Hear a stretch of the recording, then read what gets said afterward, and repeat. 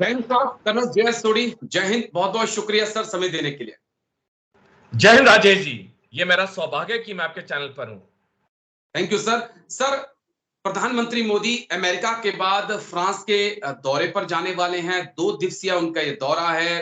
12 जुलाई के आसपास ये दौरा होगा और उस दौरे से पहले फ्रांस के राष्ट्रपति या कहें फ्रांस ने साफ तौर पे कह दिया है कि भारत हमारे साथ डील करे, हम सैफ्रॉन इंजन जो है भारत में आकर ही बनाएंगे और तकनीक भी साझा करेंगे। और चाहे भारत का तेजस को मार्क 1 या मार्क 2 को लेकर हो, हम तमाम सहयोग करने के लिए तैयार हैं। किस प्रकार से पीएम मोदी के फ्रांस के दौरे को हम देखें सर? राजेश जी, प्रधानमंत्री नरेंद्र मोदी जी का जो फ्रांस का दौरा है, जो कि एक अहम और बहुत ही इंपॉर्टेंट दौरा है, क्योंकि मोदी जी को फ्रांस के जो नेशनल डे है 14 जुलाई को, उसके सेरेमनी में, जैसे हमारे 26 जनवरी की परेड होती है, वहां पे 14 जुलाई की परेड होती है, तो वहां पे उनको चीफ गेस्ट के तौर पे बुलाया गया है। तो इस दौरे के दौरान एक तो ये सिंबॉलिक सिग्निफिकेंस है कि हमारे देश को इतनी इज्जत मिल रही है, हमारे प्रधानमंत्री को इतनी इज्जत मिल रही है कि फ्रांस के नेशनल डे पे उन्हें आमंत्रित किया जा रहा है चीफ गेस्ट।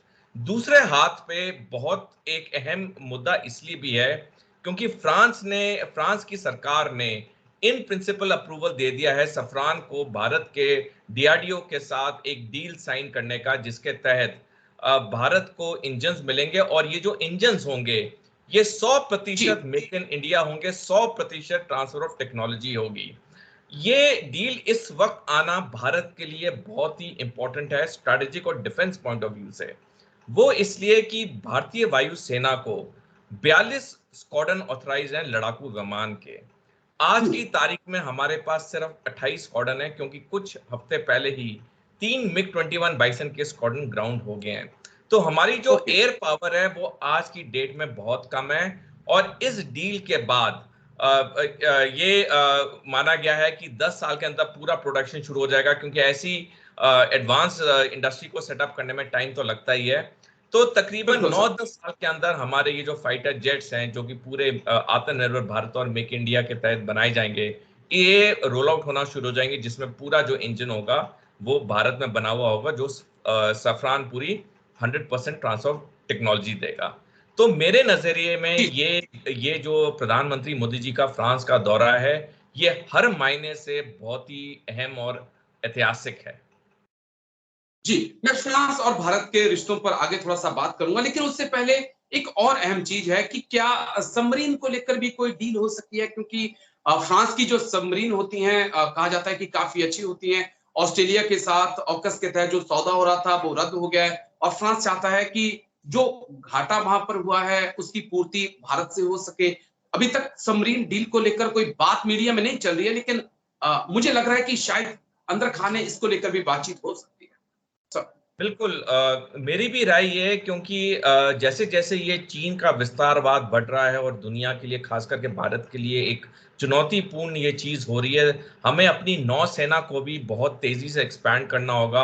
और नौसेना का एक जो इंपॉर्टेंट अंग होता है वो होती है पनडुब्बियां या सबमरीन्स, क्योंकि सबमरीन्स एक जैसे थल सेना में स्पेशल फोर्सेस की तरह होती हैं, जो कि कहीं भी बिल्कुल छुप छाप के जाके वहां पे वो अटैक कर सकती हैं। तो मेरी राय में भी इस पे काफी बातचीत होगी। बेशक इस दौरे पे डील हो ना हो, लेकिन काफी प्रोग्रेस होगी, ताकि ये जो सबमरीन की डील है ये आने वाले वक्त में साइन हो जाए, अगर इस बार नहीं होती है तो। जी, एक चीज और, हिंद प्रशांत महासागर में भारत और फ्रांस का आना कितना जरूरी है? और हिंद महासागर के लिए, साउथ चाइना सी के लिए चाइना का जो इफेक्ट बढ़ रहा है, उस लिहाज से भी अगर हम चीजों को देखें तो भारत और फ्रांस का आना बहुत जरूरी है, क्योंकि फ्रांस ने भी कई वक्त कई बारी ये जाहिर किया है कि ये चीन का जो विस्तारवाद है ये दुनिया के लिए खतरा बन रहा है। हालांकि फ्रांस के राष्ट्रपति इमैनुअल मैक्रोन अप्रैल के महीने में चीन गए थे, वहां पे शी जिनपिंग से मिले थे, लेकिन वो एक अलग चीज है। लेकिन वो कई बारी फ्रांस पिछले कई दशकों में ये चीज बोलता है कि चीन एक खतरा बन रहा है पूरी दुनिया के लिए। तो इस समय पे जब पूरी दुनिया जान चुकी है कि वाकई में सबसे बड़ा खतरा विश्व शांति के लिए सिर्फ और सिर्फ चीन है, तो भारत और फ्रांस का नजदीक आना, फ्रांस का भारत को मानव सम्मान करना, बहुत इज्जत देना, ये चीज दिखाती है कि ये जितने बड़े देश हैं, खासकर पश्चिमी देश है, अमेरिका है, ये अब जाग रहे हैं। जो भारत कई दशकों से कहता आया है, अब जाके पश्चिमी देशों और अमेरिका को समझ आ रही कि हाँ, भारत सही कहता आया है। खासकर दो चीजों पे, एक पाकिस्तान गढ़ है आतंकवाद का, दूसरा चीन का विस्तारवाद दुनिया की शांति के लिए एक अड़चन है। जी, एक चीज और, क्योंकि आपने चीन का जिक्र किया, फ्रांस के राष्ट्रपति मैक्रों चीन गए थे अप्रैल के महीने, लंबी बातचीत भी हुई।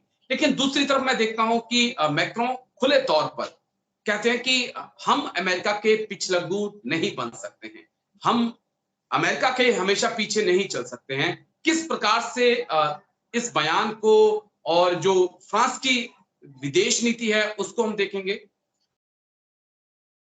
राजेश जी, ये पश्चिमी यूरोप के तकरीबन हर देश अब जान चुका है कि अमेरिका ने उनका दुरुपयोग किया है अपने स्वार्थ के लिए। चाहे इराक जंग में, चाहे अफगानिस्तान जंग में, जहां पे नाटो के तहत फ्रांस और जर्मनी और बाकी नाटो देशों की सेनाएं भेजी गई। बेसिकली ये जो युद्ध थे ये अमेरिका के युद्ध थे, लेकिन अमेरिका ने बड़ी चटकी के साथ इन सारे देशों को भी उसमें शामिल कर दिया। अब जैसे जैसे ये हकीकत सामने आ रही है, क्योंकि जब भी युद्ध में कोई भी देश जाता है पैसा तो बेशुमार लगता है। हम देख रहे हैं कि फ्रांस की अब आर्थिक हालत भी खराब हो रही है। जैसे पेंशन रिफॉर्म ने हुआ, अब जो 5-6 दिन से वहां पे वो दंगे चल रहे हैं 17 साल के युवक के मौत पे। तो ये जो फ्रांस के नागरिकों की जो फ्रस्ट्रेशन है वो अब आस्ता आस्ता सामने आ रही है, क्योंकि पैसे की कटौती उन्हें दिख रही है, और जब पैसे की कटौती किसी पे आती है तो उसको मुश्किल तो बहुत होती है। तो फ्रांस ने भी कई पश्चिमी यूरोप देशों की तरह, जैसे हंगरी हो या जर्मनी हो, उन्होंने भी एक ठीक फैसला लिया है कि उन्हें वही करना चाहिए जो उनके देश हित के लिए अच्छा हो। पहले अमेरिका दबाव डाला था इनके ऊपर कि आप चीन के साथ कारोबार मत करिए, चीन से डीकपल करिए। लेकिन बड़ी बड़ी स्टडीज ने बताया कि चीन के साथ ये डीकपल नहीं कर सकते, नहीं तो जिस दिन ये डीकपल करेंगे वहां पे जो इन्फ्लेशन है वो रातों रात 5 से 10% बढ़ जाएगा। तो अब अमेरिका कह रहा है हम डीकपल नहीं करेंगे, हम डी रिस्क करेंगे। मेरे कहने का मतलब है अमेरिका हमेशा चाहता है जो वो चाहे वही नाटो देश, वही पश्चिमी यूरोप देश करें, लेकिन अब ऐसा नहीं हो रहा है, क्योंकि ये देश अब जाग रहे हैं और उन्हें समझ आ रही है कि अमेरिका ने हमेशा उनका दुरुपयोग किया है अपने स्वार्थ के लिए।